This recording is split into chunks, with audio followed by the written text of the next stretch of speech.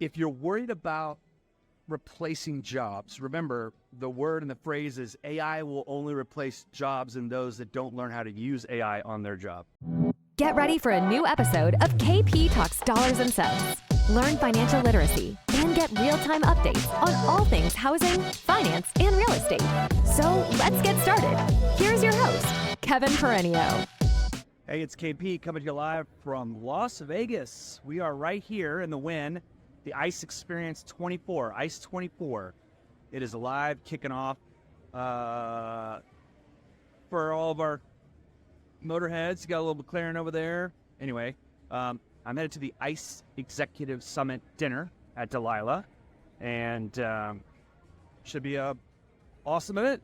It's been a great event so far, and you know, ICE is they bought Black Knight, and they are a massive data provider, a huge software company in our industry, and technology creates efficiencies. Everyone's trying to find better, faster, cheaper in that order, and best, fastest, cheapest, whatever you want to say, and that's what technology does. And it used to be, you know, cheaper, better, faster, pick two, and now it's better, faster, cheaper, it's all three. So software helps us gain productivity, efficiency. Now, the labor force in America didn't see much wage inflation in the last jobs report because productivity is up. Our wage inflation was one of the big inflation scares the Fed is trying to fight. And the last couple readings have been pretty tame.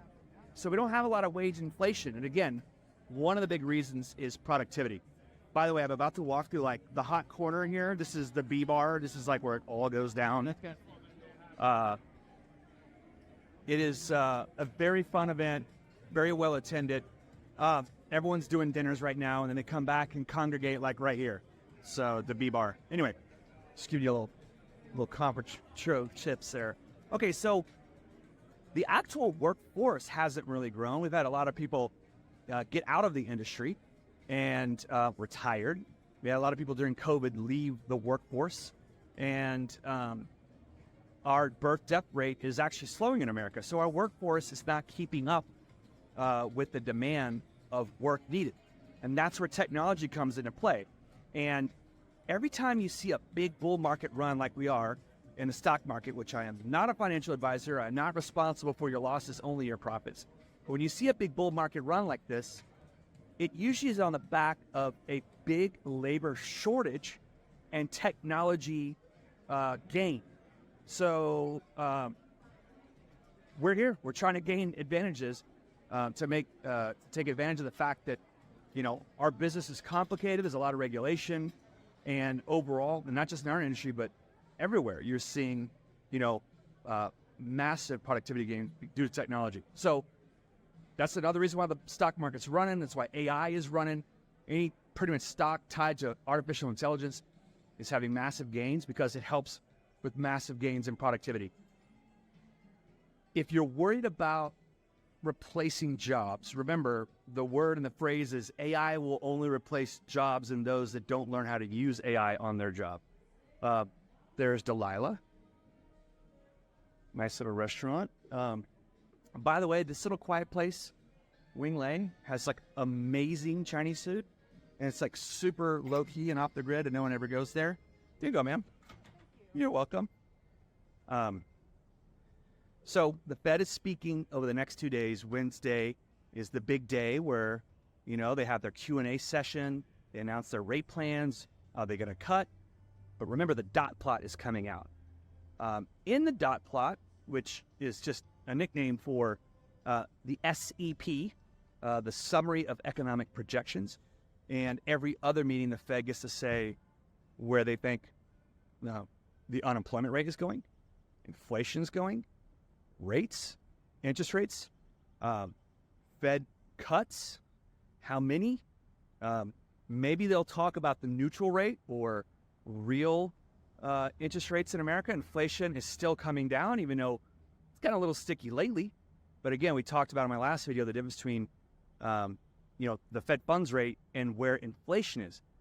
Fed funds rate has been steady up here, high for longer, and inflation keeps coming down. That delta right there is the real rate. It is sufficiently restrictive, and it's hurting people that need capital, small businesses in America that fund 55% of all job growth in America. Obviously, consumers on the lower end who are paying just today, we heard, we had a great political panel I'll tell you about in a second. You know, the bottom half of our country, 50% of their entire paycheck is going to rent and utility. 50%. That means the rest is there for food. When inflation slows down, there's still inflation. Prices are still going up. They're just going up more slowly. So ICE did a fantastic job. In case you don't know who ICE is, Intercontinental Exchange, they bought Encompass. Ellie Mae a couple years ago. They have a fantastic leadership team here. They put on the summit. They've recently purchased Black Knight, so they got MSP, which is a software for servicing loans. They have the bulk of share for that, and of course they own other, software, MERS, Simplifile, all kinds of stuff. So the summit here today is some of the customers are invited, and they have some panels. And where I got that stat, the 50% on utilities rent, Senator Kelly Loeffler of Georgia is married to the CEO of ICE, Intercontinental Exchange, which, when they bought Ellie Mae, rebranded ICE Mortgage Technology. And they also own the New York Stock Exchange, huge data and analytics company. The CEO is Jeff Sprecher. He had a panel today with Jason Sudeikis. He moderated. For those that watched Ted Lasso or Saturday Night Live, he was on stage. I took a picture with him. It's cool. Hey, I'm doing my video. Say hi to the Total Expert team.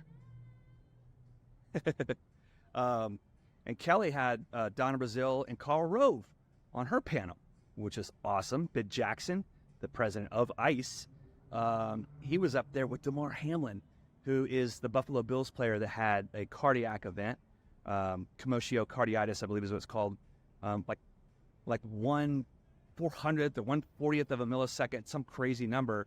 When your heart takes a hit, it messes up the electrical rhythm.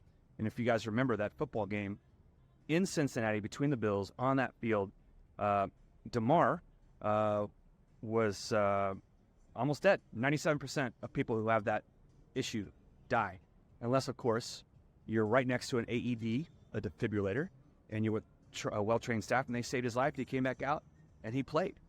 He was here today. He was hanging out with us today. His birthday's Sunday. He'll be 26. Really brilliant young man who started a charity donating AEDs, defibrillators, to schools all around the country, and also donating time and training for CPR. And he's got Chasing M's is one of his charities. So anyway, awesome event. Lots going on. Got to go into dinner. I'm super late, as usual, rolling late. Have a great week. Watch out for the Fed. We'll get back on Thursday. Cheers. Hey, it's KP coming to you live from Corona, California. Well, back at the desk 1 week later.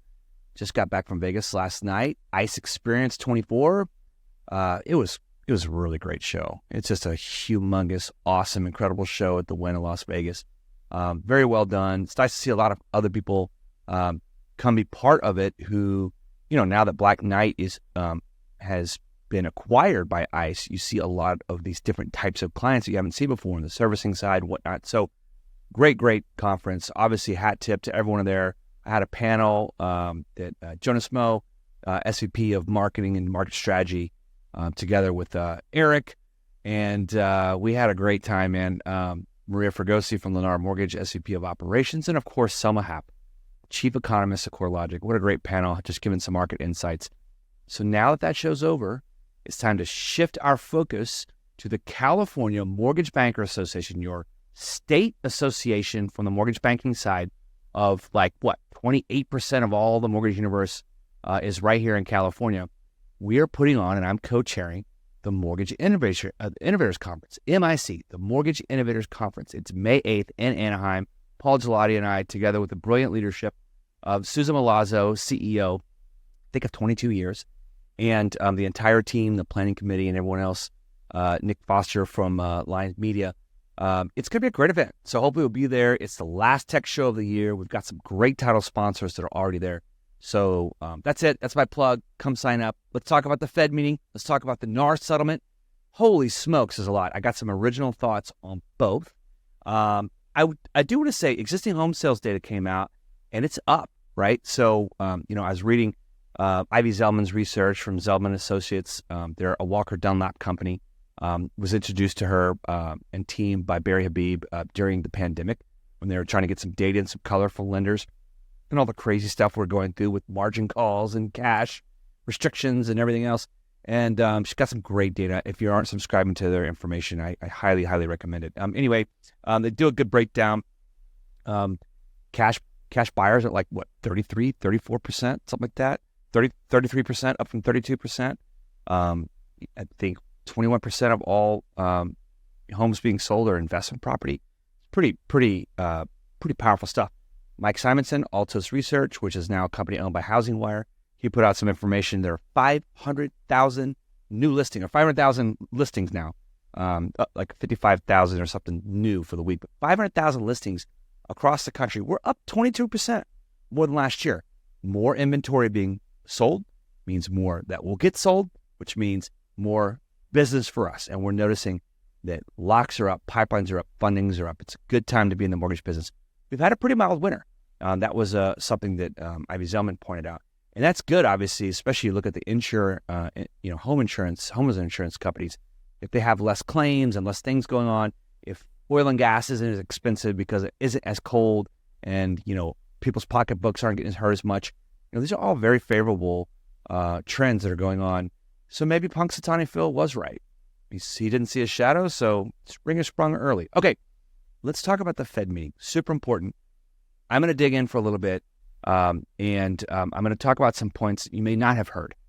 Now, I want to give Barry and Dan Habib at MBS Highway a huge hat tip because they broke down a lot of the data, like the PCE, right? The personal consumption expenditure. That is the Fed's preferred gauge of inflation. It's literally called the Fed deflator. Now, that report comes out next Friday. Okay, that's the 29th. That's a big one. And historically, it's a 2.4%, just all the time. So I know there's this fixation like we must get to 2% or under, and then they're cutting. That's not necessarily the case. There are a lot of other factors. Inflation isn't the only thing that the Fed has mandated. Remember, it's a tri-mandate.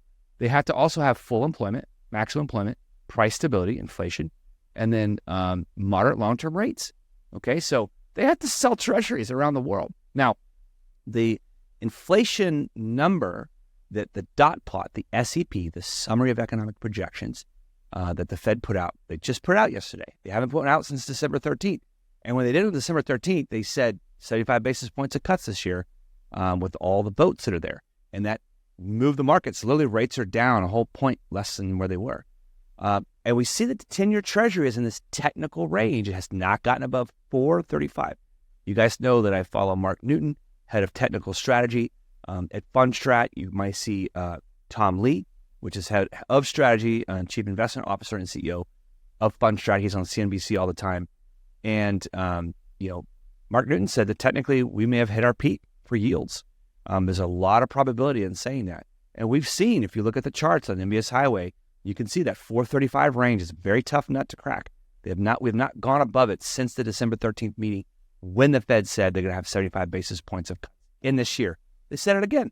Now, it's a vote of the 19 members, and actually they're only one vote away from that being closer to 50, the way the dots lined up. But that's not the only factor, okay? When are they going to start cutting? The word soon was injected into the conversation, the statement and the Q&A by Fed Chair Jerome Powell. Soon. Now, what's he talking about? Quantitative tightening is them running off their balance sheet, right? So the Fed balance sheet got as high as like $8.4 trillion. It's down about $1.5 trillion from its peak sometime in April of 22. It is down $1.5 trillion. So they are running off their balance sheet. So they're letting, old treasuries expire, old mortgage-backed securities run off, expire. They're not rebuying them, aka injecting liquidity into the system. Remember, our world, our economy, our everything has to do with the velocity of money, liquidity. Mortgage-backed securities, we buy and sell money that is backed by the home and land and collateral, and of course the borrower making that payment. So liquidity is important. The Fed repo facility is running out. That is a liquidity instrument the Fed put out a year ago, right? And they use it often, but it really got used once the banks started to fail. We saw some failings about a year ago in March. Remember, that happened about a year ago. So we just saw a pseudo failure with NYCB. Private capital had to come in. Treasury Secretary Mnuchin with $1.1 billion to stand up that balance sheet because NYCB owns a bunch of multifamily units that are under a lot of duress and pressure in New York. And so there will be other banks that are going to feel the sufficiently restrictive, high for longer. It's not higher for longer because they stopped raising rates in July. Higher means more. We haven't gone higher. So it feels like higher because inflation is falling. And when inflation falls, the real rate, the nominal rate, we talk about nominal and real rate between the 550 and the 2.8 or whatever we're at, every time inflation comes down, that real rate is restricting even more. And so, again, this economy is being restricted. Manufacturing has been in a full-blown recession for more than 14 months. We went through it in housing for about a year and a half. So there are different segments of the country that go through different, recessions. We're rolling recession. We may not have a full-on everybody recesses at the same time, every industry at the same time. But when you look at the velocity of money and it is slowing and the money supply is slowing and quantitative tightening has been running off the balance sheet and this Fed repo facility is almost out of money, what are banks going to do when they've got to get rid of assets that if they mark them to market, it will crater their balance sheet and they don't have the liquidity to offset that? There's less liquidity. So we may see some bank failures. The FDIC spent a ton of money on the big bank failures last year, right? Signature Bank, First Republic, Silicon Valley. So they kind of tapped out. That's taxpayer dollars, by the way. So this deal with NYCB, we saw private capital come in to help stand up a balance sheet. Will that be the soup du jour? Will that continue to be the thing when the Fed repo facility runs out of money and the Fed sees more banks failing? Are they going to have to line up, more private capital come in? We shall see. Now, what else happened in the dot plot? Okay. They put their unemployment rate down from 4.1 in December 13 to 4%. Now, that's important because if they think we're going to be at 4% in unemployment for the rest of the year, and we're at 3.9 now, we know there's some wonky numbers there with January and February with seasonal adjustments and population control and people leaving the workforce and counting part-time workers. And we see a lot of headlines, obviously in ADP, that number keeps coming down on what's being, employed on the white-collar side. We watch jobless claims, the continuous claims still around 1.8, 1.9 million, in that range between the two. If unemployment is a great point that Dan and Barry Habib brought up, that if unemployment gets to 4.1%, well, how uncomfortable will the Fed be when the majority of their board is dovish? You can't have liquidity and velocity of money if people are losing their jobs and there is no money to spend. Wage inflation is relatively good at just 4.1% in the last BLS jobs report. So unemployment is going to be just as important or even more important now than the 2% target of inflation. The Fed at the last three meetings, Powell has said, we don't have to be at 2 for them to start cutting. The historical average is 2.4. So again, great breakdown by the MBS Highway team. I will mention one other thing about the Fed, and then I'm gonna get into the NAR settlement. And thank you for lasting here with me in my longest video ever. We're almost done. It's very important. We're going to the weekend. You got plenty of time to listen. So the Bank of Japan raised their rate to 0. They were at a negative rate, raised their rate to 0, and that's probably the last major bank of the G10, G7, all the major economies to raise rates. Okay. They also said they're going to stop yield curve control, which means they're not going to spend their own money and kind of like inflate their balance sheet. So that's a form of tightening, actually. And so what's interesting is the yen carry trade, right? The spread between, let's say, the U.S. dollar and the yen, it just got tighter. So there's less money to be made there. That's actually really bullish for U.S. Treasuries, which means more money would come this way, which actually brings yields down. So another thing brought up by Mark Newton in that 4.35 technical peak of the 10-year Treasury that they're calling. Now, we can't get quite below 3.89. Maybe we need the Fed to actually start cutting the rates. where inflation to really come in. And that next technical level of the 10-year Treasury below 3.89 is 3.25%. That's a full point where we're at below today. And you'll start to see, profit come in, spreads, obviously come in between the 10-year Treasury and 30-year fixed mortgage. So those are all things. All these central banks move in concert. So when are they going to start cutting? Well, Switzerland cut. The Bank of Swiss, they cut their version of their Treasury. And Christine Lagarde of the EU, she said, she's like Fed Chair Powell version for Europe. She said, and this is from Louis Navalliere, pointed this out, one of my stock subscription. He says, by June, we will have a new set of projections that will confirm whether the inflation path we foresaw in our March forecast remains valid. So they're all planning to cut rates around the same time. They all kind of do. They don't want each other's economies to get hurt and currencies to get hurt. We saw them do it all the way up, and they're going to do it all again on the way down. And so, you know what? Last May and June, last year, I thought May was likely the first time to be cut, and it's looking less likely now. It may be June. So, Robert, wherever you are out there, I might have to owe you a steak. But that's okay. I like steak and red wine. So if it happens in June, get ready. I mean, the second half of this year is going to be busy, but purchase and refinance. Now, NAR settlement, some original thought that I had. What changed is the disclosures, right? Most regulators and most rulings want to see disclosures and protect borrowers. All the change is the seller and the seller's agent can't tell the buyer how much they got to pay. So now there's 3 sets of disclosures. The seller and the selling agent is going to disclose how much they're going to charge each other and pay for. Buyer's agent and buyer has to negotiate that. And it's already very expensive for borrowers to get into homes. The cost of home, the down payment's the biggest, home ownership hurdle. So do they suddenly have more money to pay for now a buy-side agent commission? That's going to make it actually a little tougher for, maybe our lower-end borrowers.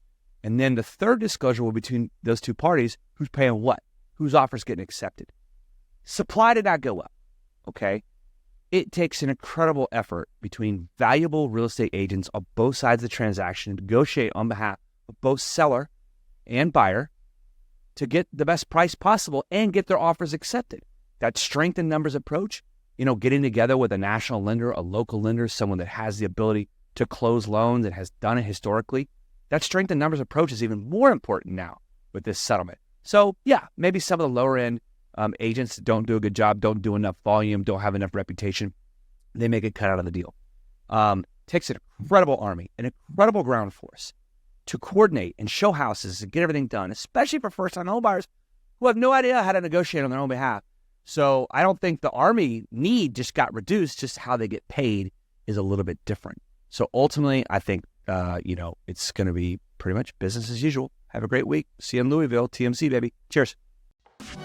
You've been listening to KP Talks Dollars and Cents, a top-rated show for those who want to learn about the economy and mortgage environment.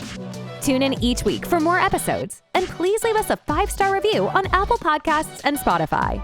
Kevin Perenio does not render or offer to render personalized investment or tax advice through KP Talks Dollars and Cents. The information provided is for informational purposes only and does not constitute financial, tax, investment, or legal advice. For more info, follow KP Talks Dollars and Cents on all of our social channels.